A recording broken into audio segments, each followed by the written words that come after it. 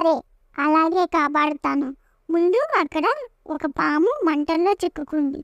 దాన్ని కాపాడాక నిన్ను కాపాడుతా అని అక్కడ ఒక తాటి ఆకు తీసుకుని దానితో బుట్ట చేసి దానితో నీళ్లు తోడి